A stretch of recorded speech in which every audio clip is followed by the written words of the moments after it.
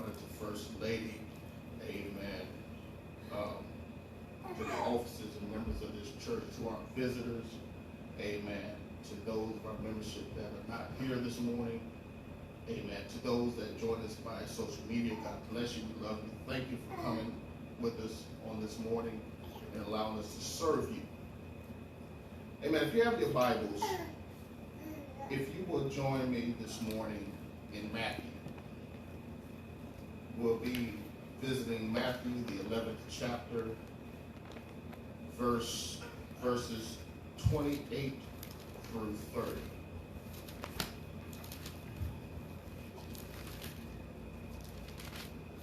Amen. Again, that is Matthew, the 11th chapter, verses 28 through 30.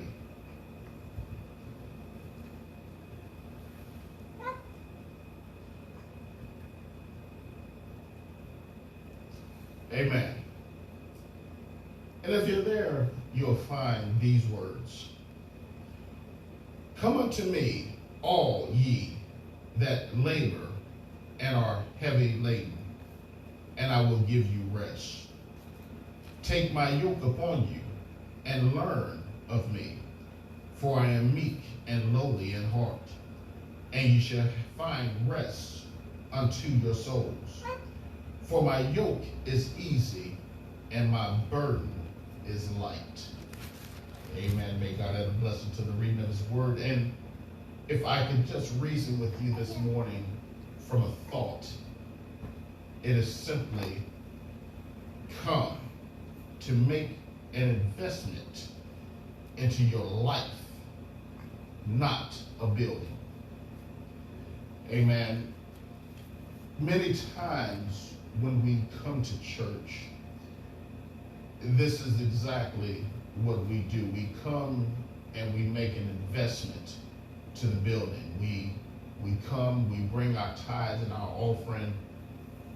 We bless the man or woman of God. We bring our natural gifts into the house. We serve on boards. We do this. We clean up the church. We do this. We do that. But in all the things that we do when we come to church, usually we don't make an investment in ourselves to learn something spiritual that we can take back out the door with us to be a representative of Christ. We don't take something out of the door that would put us in the race toward eternal life. And at best, what it does is it causes us to come in and we invest something or we make a deposit here, but there is no withdrawal. Amen. There's pastors all over the world that are taking trips and enjoying fine homes and fancy cars on the investment that we place into the building. But there's nothing that's being made investment-wise to us. And nor is it being made aware to us that there should be an investment that we're looking for. In fact, we believe that long as we have come here and we have experienced a good time and we can say that the word sounded great and it was a good word. And watch this, the word is so good that we don't even remember what it is on Monday morning. In fact, we might not even remember what the word was Sunday afternoon. But it was a good word. But it's because we don't have churches. And when I say churches in this form, I'm talking about the organizational structure of church that are open with the mind frame of making an investment into the people spiritually.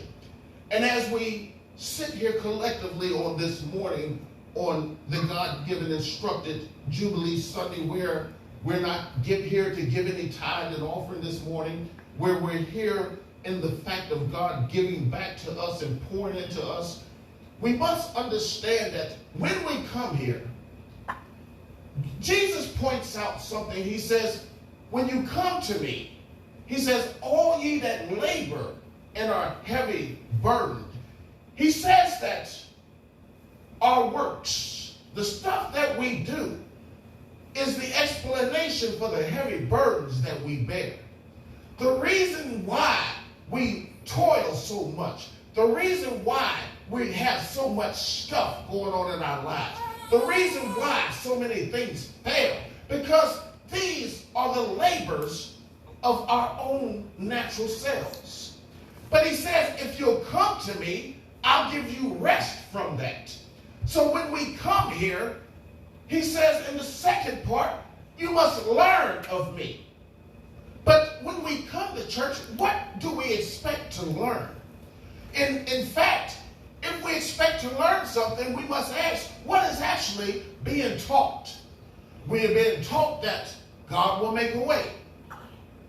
The word doesn't say that, but what it does say is, if you will meditate on this word day and night and observe to do all therein, you will make your way prosperous. Because the wisdom and the ways of God, as you learn them, will cause you to be prosperous. That same prosperity that is eluding you, that the preacher is telling you that if you come and bring all to the church and make the investment into his servant, then he will bless you.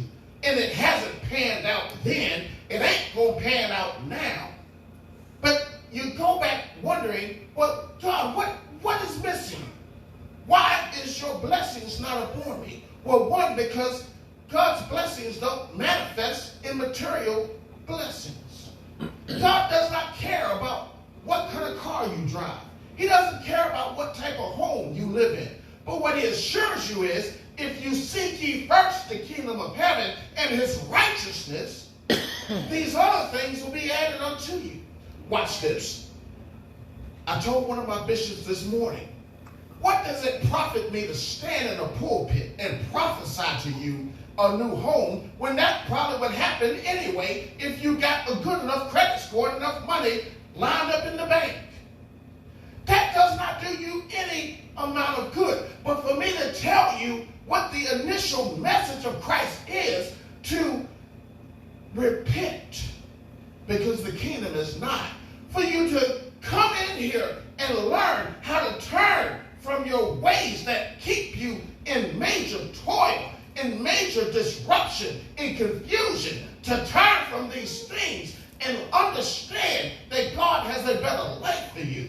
Watch this. When you turn and learn the ways of God, it doesn't mean that your life is going to be simple. It doesn't mean that your life is going to be without issues and problems, but it means that you're going to have all the wisdom necessary to deal with it all.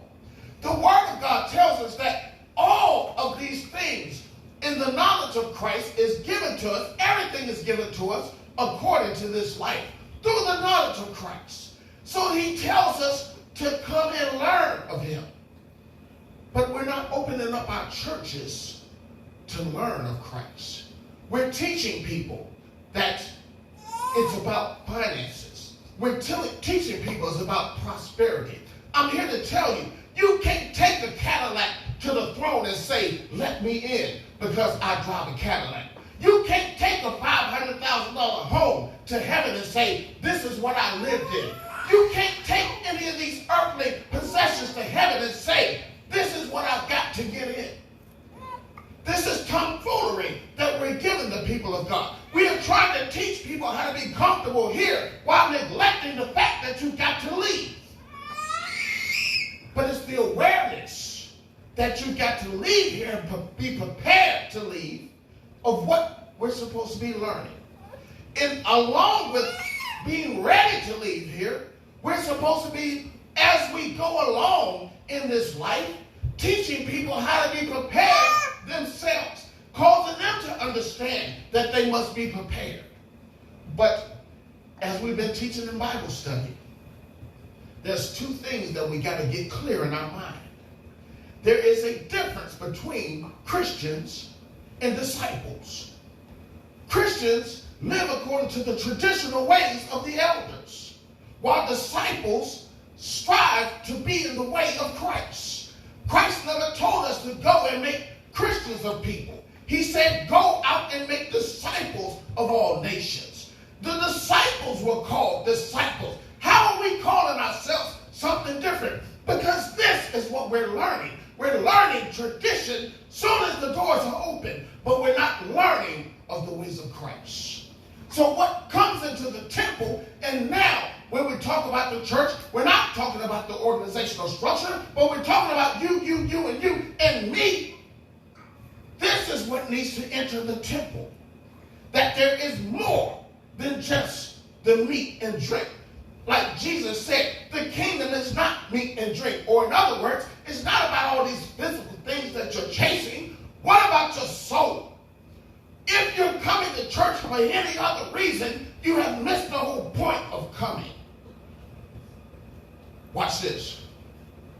It is time out that the only difference that is in your life when you come to church is a lightened bank account. It's time out for that. The word tells us to lay up our treasures in heaven. But yet, we are opening up our houses of faith and making them lotto collection places. Because all of the people of God are coming here, dropping off money, hoping that in that week that God is going to pay off for what they dropped off. But I'm going to be the first one to stand up and tell you in a pulpit that God doesn't bless you for what you put into his house financially. He blesses you for what you bring into the temple spiritually and go out and represent him the correct way. And once you learn how to do things spiritually, then you are actually blessed, and then you can give sparingly. And you don't have to sit here and worry about, well, I gave something, but I wonder if the church is going to be able to give it back to me. Well, if you're going to need it back, what's the purpose of even giving it? This doesn't represent a blessing in the first place. You can't bless somebody with what you don't have. But we refuse to teach people the truth. We'll tell people, if you got $3, at least you can bless God with that. No, I can become broke is what I can become. Because for that $3, I don't even know the principle of how to get it back. Because you're not giving me any principles of God. You're not giving me anything to, watch this. 9 out of 10 of us are jacked up in our lives because we got bad credit. The Word of God promotes a good name. 9 out of 10 of us don't have anything in our savings account, even if we have a savings account at all, but the Word of God tells us to put a fifth back for our own kingdom. You're worried about a tenth for the kingdom, but you're not even pouring into yourself. Why? Because we're not teaching it. We're teaching everything for you to benefit the building, but we're not sending you out with anything or any proper instruction of the Word of God. So thus, all you do is you walk in here with questions, and you walk out with more questions, asking God, well, God, when are you going to show up? Well, God is saying he's going to show up when you show up to a place that's going to teach you what he has for him, for what he's saying to you. But if you're not going to learn of him, first and foremost, you got to get out of your mind that coming to church is about physical things. This has nothing to do with anything. The better your spiritual life is, the better your physical life. That's the way things are. It's not the other way around. It's not your physical life and then your spiritual life follows. It is your spiritual life and then your physical life. But if you're not willing to make a spiritual investment, watch this. Thank you, Holy Ghost. I'm reminded of scripture in Matthew 19. The rich young ruler came to Jesus and asked him, what good thing must I do to enter into eternal life? And then he says, you have to follow the commandments. He said, what commandments? Well, you got to do this, and do that. He said, well, I've done these since my youth. What other do I lack? But Jesus said something to him interesting that turned his head on a swivel. He said, if you would come into eternal life, Get rid of all these earthly possessions that are so important to you and come and follow me. In other words, learn of me. But the rich young ruler did what many of us do today. He turned away because he couldn't do it. He walked away because earthly possession and status was more important than learning spiritual lessons. You want to be the greatest in the world, but you don't even want to be least in the kingdom. I'd rather be least in the kingdom than greater in the world, because the greater in the world is going to burn in hell. Amen. But when we don't put it in these type of perspectives, we miss it. Because all we're chasing is, we're telling people to do the good thing. We're teaching people, oh, you just have to do this. You have to do this. You have to do that. And we're walking around as Christians. Well, I'm a good Christian because I do this and I do this and I do that. Because the priest said so. And yet you're on the way to hell because you have no spiritual reasoning. You have no way to represent God. You're still doing what you want to do. You're still doing what you did before you came to the altar. So how can you state yourself different? There is nothing different about you other than what we said earlier. Your bank account is just a little bit lighter. And now you're waiting on God to fill it up because you dropped something off in church. I say all the time, God is not a lotto. He is not 1 in 100 million chances of winning. You win by the knowledge of God. You win by the wisdom of God. And if you know how to deal with things spiritually, if, first and foremost, we talked about this last week, Jesus told the disciples they had a point of disbelief. And we thought because we teach things in the physical, oh, God was just challenging their faith. How can God challenge their faith when they had enough faith or belief to actually operate in the thing that they was asking why it didn't work? Jesus wasn't challenging their faith. He says you don't believe that the physical thing has to do with the spiritual. And because that, you deal with it strictly physical and you fail at it. You cannot win in the ways of God. You cannot win in this earth physically without spiritual principle. Watch this. I'm going to say this and I'm getting ready to get out your way. Did you know that people that don't even believe in God, do you know why they prosper? It's because they understand and put into application godly principle. You don't have to understand or believe in God to operate in a godly principle.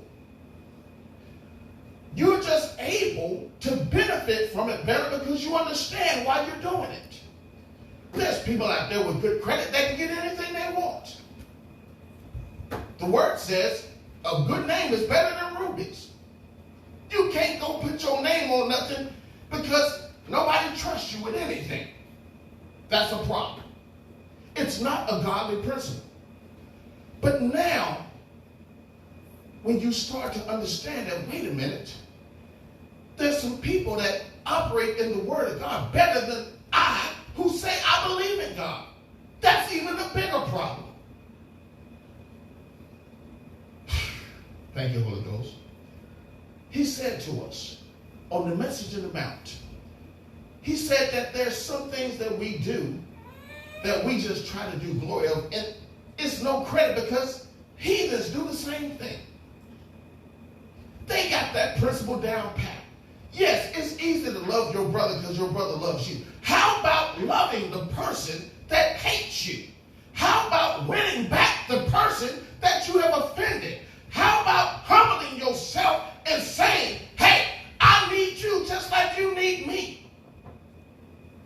How about saying, I forgive you, I'm not waiting on an apology from you. I forgive you and I forgive me. And even if you don't forgive me, I still love you.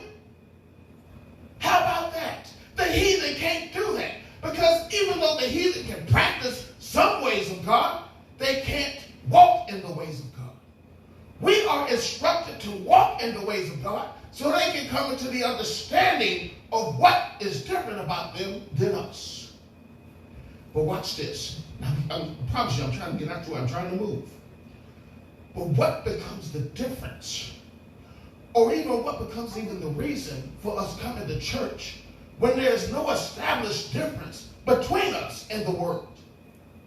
We can't bring the world in here and call it God and say we're going to heaven because we've called it God. No, we have to get above ourselves to do what God is requiring of us.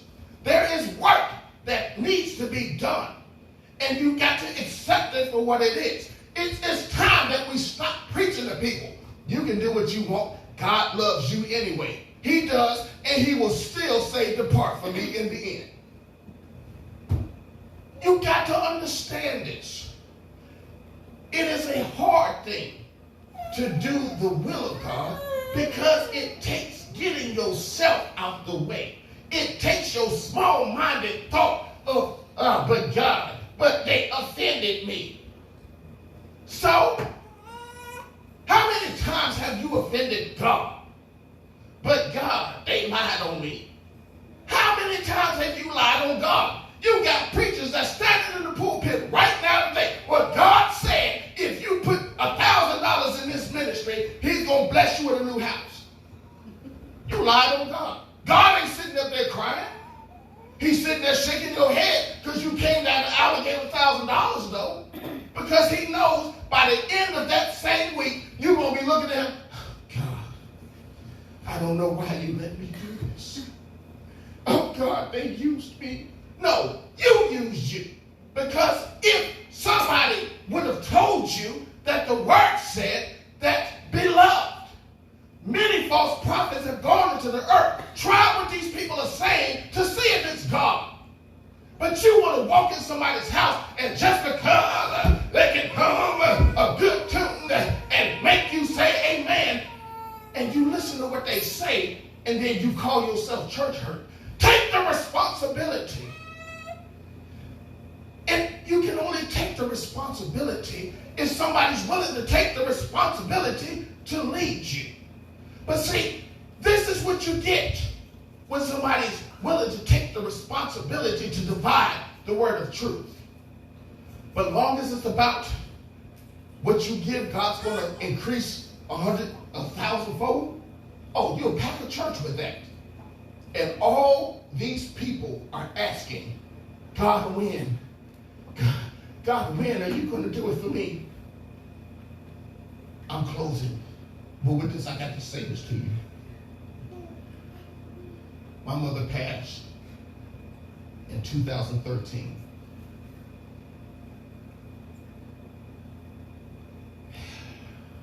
I have to say, as a pastor, it was one of my most heartbreaking moments. Not that she passed, because I prophesied her passing. This is what broke my heart. Her Bible is laid on my desk in my office. And as I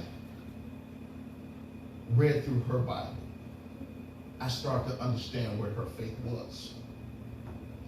And I started to understand where her faith wasn't. And I remember in the letter still in there, I remembered her reading a letter she had wrote to God. And in this letter, she was asking God for some things. And she was asking God for some things in faith. And I thought to myself, some preacher had her thinking she could ask for things that God said that you can already do. But we hold ourselves back from doing things because we're waiting on God, while God is waiting on us to just do what he says. Joshua chapter 1, verse 8. God tells Joshua, he says, if you will meditate on the law day and night. Notice I didn't say read. There's a difference in reading and meditating. Reading tells you what it says. Meditating gives you the understanding. It says if you'll meditate on this law day and night and observe to do all therein, you will make your way prosperous. The reason why we come to church and can't make our way prosperous is because we're not observing to do. We're observing to get. We come to church, we come to God with a list of wants. God is not Santa Claus. God, I want this, I want that, I want this, I want that. And God, if you give me these things, then I'll serve you. God ain't open to negotiation. It's not, God, you show me, and then I'll show you I can live right. Because I'm going to tell you something. In your little mind, you haven't gotten this, so let me tell you. Soon as God gives you those things that you asked for, nothing's going to change in your life because you're going to be satisfied that you got it. And the only time that you're going to utter another word to God again is when you have the next list that you have compiled. But if you're willing to truly serve him, as Jesus says, God is looking for the true worshiper, those that will worship him in spirit and in truth, that doesn't care if God doesn't bless them with the house. I don't care that God blessed me with the house. That's what he put me here to work for and have a good name and have a good credit and money to put together to get that. I don't care that he doesn't give me the fancy car. He gave me the ability to make money to get that. But he also gave me the responsibility to live a life that shows the person that has all these things that there's something greater than just these things. That at the end of having those things, you have to answer for those internal things you never considered. For those internal thoughts that you blew past. It's time that we start to come here and invest in learning something spiritual. This is the puzzle we're putting together. I think Donald Lawrence said it the best. He said, we are not a physical being having a spiritual encounter, but we are spiritual beings having a natural encounter. Because the breath came from spiritual to make that which was natural live. So it's spirit to spirit, not spirit to flesh and then flesh to spirit. No. We are spiritual beings. When you hit yourself, it is not your flesh that feels a thing. It is your spirit that feels it. Because once the spirit has left the body, you can hit that same flesh and it won't feel a thing. You are a spiritual being walking through this natural encounter. And you have to answer to a spiritual master. You just got to choose which one it is because God's already told you can't serve both. I'm done.